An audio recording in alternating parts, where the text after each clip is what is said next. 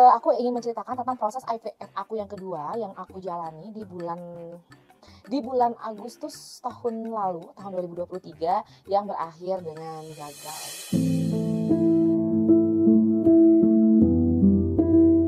Itu tuh kan ada 6 orang yang harus menerima hasil tes, di mana yang pertama berhasil gagal, ya kan? Berhasil gagal, dan aku belum dipanggil nih.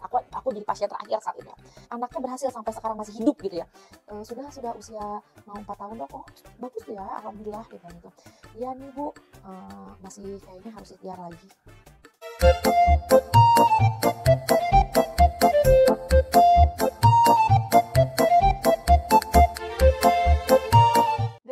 Welcome to my channel. Assalamualaikum warahmatullahi wabarakatuh. Ketemu lagi dengan aku Mami Restia. Di video kali ini aku akan menceritakan pengalaman pribadi aku tentang bayi tabung ya. Jadi mungkin teman-teman tahu atau enggak ya? Enggak tahu deh, siapa aku, teman-teman tahu hidup aku.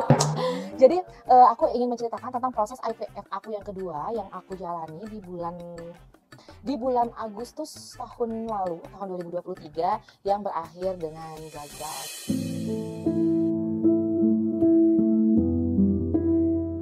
Yang di sini berbeda dengan teman-teman semua yang mungkin bikin video-video tentang keberhasilan IVF dan memberikan tipsnya. Sebenarnya sih kalau misalnya ditelusuri tarik 5 tahun yang lalu, aku pernah menjalani proses IVF ya. Jadi Zahra itu lahir dari proses bayi tabung 5 tahun yang lalu, tahun 2018, dan itu pertama kalinya IVF dan berhasil gitu. Di situ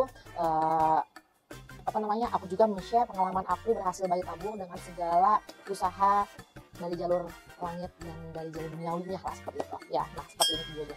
Nah, ternyata pada Allah untuk yang percobaan untuk yang ikhtiar keduanya ini ternyata dikasih gagal. Jadi di sini aku ingin bikin video untuk share bukan tentang kenapa aku gagal, tetapi bagaimana cara aku menghadapi kegagalan tersebut.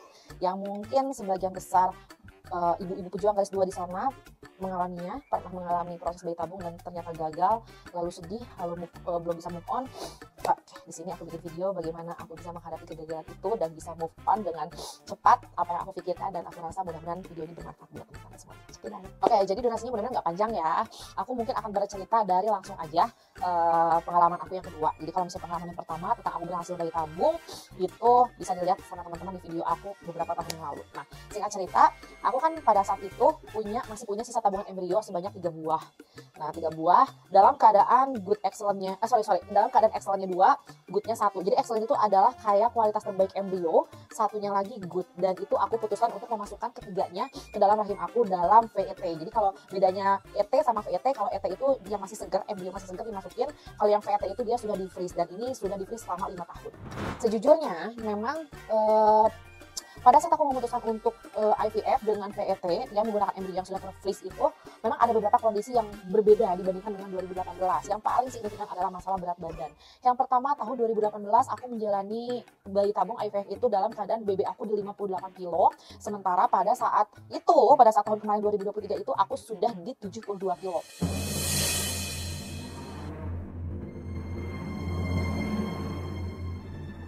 Memang sempat pada saat aku konsultasi pertama sama dokternya, dokter bilang bahwa ini mau dilakukan tindakan sekarang atau mau nunggu ibu turun berat badan dulu. Memang dokternya pernah bertanya seperti itu. Cuma aku pikir ini aku sudah di freeze selama 5 tahun dan memang waktunya maksimal 5 tahun ya untuk menitipkan embrio kita di sana. Dan juga aku pikir umur aku juga sudah tidak lagi muda gitu. Ya udahlah dok, bismillah aja gitu. Karena apa ya, kalau misalnya proses lagi itu mungkin salah satu yang aku nggak tahu ya, aku bisa membuat itu sebagai kesalahan atau misalnya aku menyalahkan tentang berat badan, tapi memang berat badan menjadi salah satu faktor yang cukup krusial ya, dimana memang kita seharusnya melakukan pola hidup sehat dulu, bukan hanya pada saat tindakan tetapi beberapa bulan sebelum tindakan. Oke, singkat cerita lagi ya, jadi aku melakukan tindakan VET itu lebih singkat dibandingkan dengan ET yang sebelumnya, karena memang prosesnya itu tidak terlalu panjang ya. Kalau misalnya dari awal kan kita harus sperma laki-laki juga harus disetor dulu, kemudian ada proses penggabungan untuk menjadi embrio berapa banyak, kita juga harus melakukan OPU ya, pengambilan sel telur, disuntik juga biar sel telurnya matang. Nah, kalau misalnya kemarin itu aku tidak menjalani ritual itu karena memang sudah jadi embrio, jadi kayaknya prosesnya itu cuma memakan waktu sekitar di 3 mingguan aja, 3 minggu sampai 4 mingguan lah. Kalau misalnya yang dari awal banget kan 2 bulan tuh. Nah, jadi lebih cepat gitu. Nah, pada saat itu aku kayak merasa bahwa oh, aku sudah punya pengalaman nih ET sebelumnya ya, embryo transfer sebelumnya itu berhasil, dan aku sudah melakukan step-step seperti itu saya. Step apa aja sih kalau misalnya pengen boleh diceritakan lebih detail? Yang pertama tentunya pola hidup sehat saat itu ya. Jadi aku benar-benar menghindari yang namanya makan coklat, makan micin, terus juga benar-benar makan sehat, yang buah-buahan, banyakin protein gitu ya, sempat catering sehat juga. Udah kayak gitu yang pastinya makan banyak obat multivitamin yang direkomendasikan sama dokter. Terus juga nggak banyak kegiatan, nggak banyak stres, ninggalin bener-bener aktivitas kerjaan yang kiranya membuat aku stres. Jadi pada saat di sana yang aku lakukan cuma bikin konten bareng Zahra, apalagi sekarang sudah punya anak gitu, kayak aku merasa bahwa oh aku bisa lebih rileks nih untuk menjalani proses ini gitu. Dan aku sampai tinggal di apartemen yang sama dengan apartemen 5 tahun yang lalu, biar mendapatkan vibes perjuangan masa lalu ya, jadi kayak semakin menyemangati gitu. Jadi aku pokoknya melakukan ritual yang sama, bahkan kalau misalnya aku boleh ceritain kayak ritual sholat malamnya, doa-doanya itu nggak aku skip dan aku nggak bedain sama sekali dibandingkan dengan 5 tahun yang lalu aku lakukan gitu ya. Amalan-amalan langitnya juga. Sampai aku pun memberanikan diri membuat video dokumenter perjalanan aku mulai dari konsultasi sampai ke titik aku VET, transfer embrio ya, agar aku punya kenang-kenangan kalau misalnya itu berhasil, aku bisa membuat sebuah perjalanan rangkaian dari mulai awal banget sampai lahiran gitu. Dan itu yang tidak aku lakukan di saat yang pertama, karena yang pertama aku bener-bener gak mau orang lain tahu, benar-benar menyimpan semua proses itu sendiri, sakitnya sendiri, sedihnya sendiri, semangatnya sendiri. Bahkan aku mengumumkan ke teman-teman kalau aku hamil itu pada saat aku usianya sudah masuk ke 5-6 bulanan, karena saking takutnya. Nah, pada saat yang kedua itu yang aku rasakan adalah ada sedikit rasa percaya diri, karena sedikit karena memang pasti akan ada ketakutan atau keraguan, andai ini tidak berhasil bagaimana, video dokumenter yang sudah aku buat akan aku jadikan seperti apa, dan aku tidak memikirkan itu. Jadi biar aku tidak memikirkan hal terburuk, biar nggak stres, tapi aku juga tidak mau banyak berharap. Tapi perbedaannya memang aku lebih percaya diri untuk melakukan, oh harus pola hidup sehat, harus makan ini, nggak boleh makan itu, melakukan ini, melakukan itu, olahraga teratur, seperti itu. Sekaligus buat pengingat aku juga sih, kayak oh ternyata kalau misalnya pengen siklusnya lancar, atau ternyata obat yang untuk mendorong hormonnya itu menjadi normal lagi, makan obat ini loh. Sampai aku tulisin di video itu, aku sebutin rincian biayanya, obatnya aku pakai apa, biayanya berapa, untuk dokumenter aku.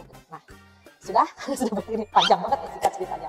Nah, pada akhirnya pengumuman pun aku akan cerita dulu dari 1 minggu sebelum pengumuman. Jadi kan kita setelah transfer embrio itu kan kita harus bed rest selama 14 hari, baru kita datang lagi untuk melihat hasilnya melalui tes darah ya, tes HCG. Nah, dalam 1 minggu sebelum pengumuman aku merasa sama seperti 5 tahun yang lalu, kayak yang perut aku kembung, begas, sakit di bagian bawah, terus maaf ya payudara juga udah mulai membengkak, sakit kalau dipegang. Jadi kayak tanda-tanda kehamilan itu tuh berasa banget gitu. Dan aku nggak berani bilang aku percaya bakal berhasil, tapi aku percaya bahwa Allah akan memberikan yang terbaik dari ikhtiar ini. Aku nggak mau berpikiran buruk dulu, karena pada saat 5 tahun yang lalu pun aku nggak mau berpikiran yang buruk gitu ya. Ini jadi kayak enggak, aku kayak Allah kasih yang terbaik, Allah kasih yang terbaik, seperti itu. Yang aku ingat banget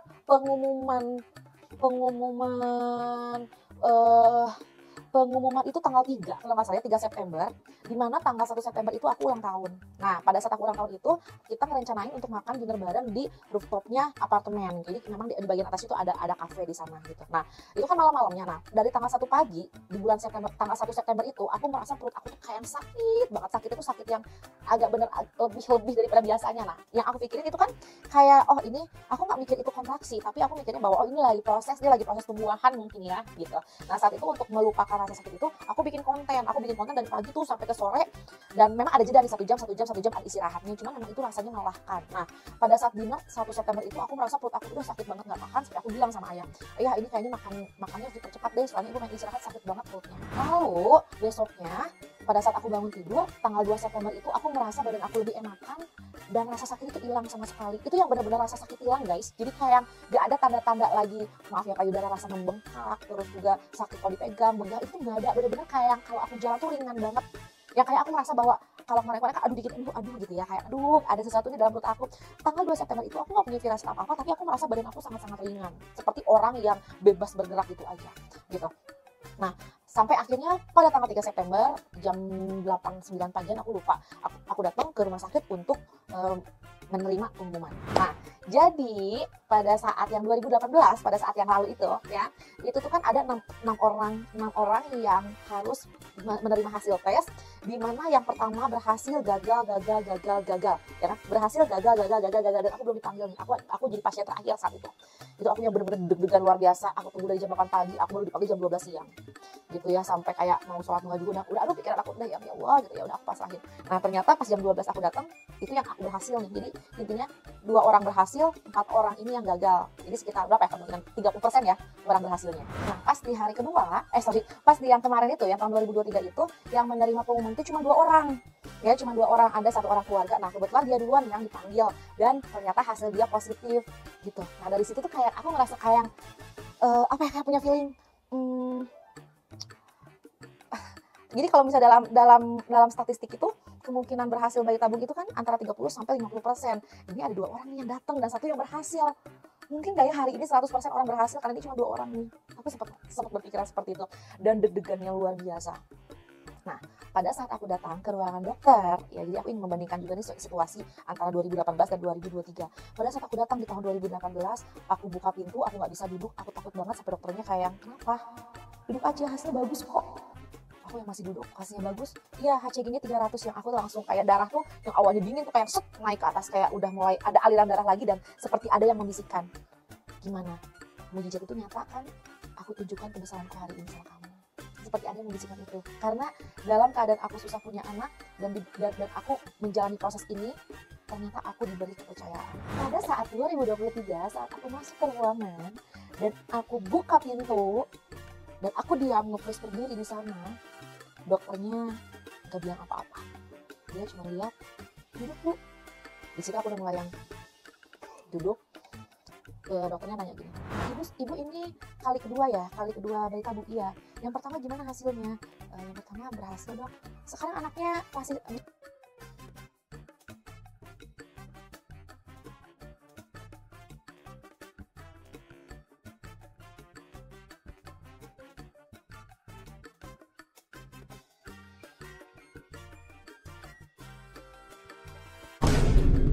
merasa kayak ada petir tidak terlihat di atas kepala aku dan aku berusaha untuk mencerna kata-kata dokter, harus berusaha lagi karena posisinya aku belum bisa menerima kenyataan bahwa ternyata dengan semua ikhtiar yang aku lakukan, ritual aku sama dengan 5 tahun yang lalu, hasilnya berbeda jauh. Terus aku tanya, aku masih denial, aku yang kayak masih memang berapa dok hasil HCG-nya? Iya Bu, hasil HCG-nya cuma 2, kecil banget karena untuk diakui sebagai kehamilan, pada kehamilan HCG-nya itu harus di atas 10.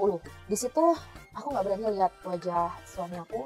Di situ aku masih berusaha untuk tidak menangis dan berusaha untuk bersikap biasa aja karena masih ada dokter di depan. Dokter memang memberikan kata-kata penyemangat dan penenang buat aku. Tapi dalam kondisi seperti itu aku kayak sudah gitu ya. Yang pada saat 2018 lalu seperti ada yang membisikkan, lihat ya mukjizatnya seperti ini. Aku merasa ada yang membisikkan, gimana rasanya ketika kamu sudah meminta dalam keadaan menangis setiap malam, kamu sudah bersujud setiap malam, penuh harap, kamu meminta dan ternyata permohonan kamu belum aku berikan saat ini. Apakah kamu masih mau berdoa padaku? Seperti itu yang aku merasa dibisikinnya. Jadi seperti kayak yang sekarang kamu sudah melakukan banyak hal untuk berjuang dan aku gagalkan ini, apa reaksimu padaku? Dan di situ aku justru ketika aku merasa ada yang membisiki itu, jujur aku bukannya ingin menangis tetapi kayak oke, hidup aku nggak berakhir di sini. Hidup aku akan terus berjalan dan baik-baik aja dan aku hanya butuh waktu untuk mencerna semua ini dan menerima ini semua. Gitu ya. Akhirnya ya udah, terima kasih sama dokternya, aku pulang dan aku bilang sama ayah, kita jangan di pulang ke apartemen, bawa ibu untuk ke coffee shop dulu, kita bahas ini. Maksudnya dia tahu yang aku pengen bukan bahas, tapi aku pengen satu tempat yang orang-orang nggak kenal kita dan kita nangis bareng di sana. Nah, ini sih inti dari ceritanya. Jadi pada saat aku duduk di sana, ayah pesen makan minuman dan aku diam mojok sendiri dan di situ aku mulai menangis.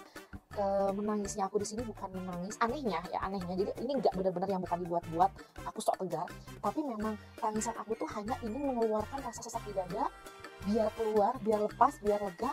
Tetapi aku sama sekali demi Allah tidak punya satu alasan pun untuk menyalahkan apapun atau siapapun. Ketika aku ingin menyalahkan berat badanku, orang yang tadi berhasil pun badannya maaf ya, gendut kok. Ketika aku ingin menyalahkan, apa yang aku ingin salahkan? Karena semua ritualnya udah sama dengan 2018, tapi akhirnya berbeda jauh. Lalu apa yang aku salahkan? Tidak ada orang manusia di dunia ini yang bisa aku salahkan. Dokternya atau apanya, obat-obatnya sama, dokternya sama, prosesnya sama gitu ya, kualitasnya sama. 2018 aku masukin 2 embrio excellent dan 1 good, itu sama gitu ya. Aku nggak punya pikiran buat nyalahin siapapun, dan aku nggak punya pikiran buat nyalahin keadaan, apalagi aku menyalahkan, ya Allah, kok aku sudah berusaha sebanyak ini, kok kamu tidak memberikan apa yang aku inginkan? Mana janjimu ketika kamu berjanji, siapapun hamba yang memohon padaku dalam keadaan tangisan dan sangat merendah, aku akan pasti kabulkan. Dan di situ yang paling aku ingat adalah bisikan itu, seakan-akan aku kayak gini, aku nangis, ayah pun yang menitikkan air mata, tapi kita nggak ngomong apa-apa karena memang tidak ada yang perlu dibahas. Tidak, menurut aku gini, tidak ada yang perlu aku ungkapkan sampai dia harus tahu betapa sakit hatinya ini. Ya, sangat, pastinya aku yakin dia juga sama sakit hatinya. Jadi kita nangis bareng dalam diam, saling berpelukan, saling tepuk-tepuk untuk saling kasih support gitu ya. Dan setengah jam berlalu, lalu aku bilang gini satu hal, ayah, kita dalam hidup, ya aku merasa dalam hidup 35 tahun ini, aku merasa segala sesuatu dalam hidup aku telah diatur oleh Allah dengan sangat lancar. Sekolah, aku tidak bilang maksudnya aku dapat privilege apapun ya, hidup aku lancar, rezeki ada terus, kesehatan alhamdulillah sehat, dikasih pendidikan lancar, ya menikah juga aku dilancarkan, dapat jodohnya.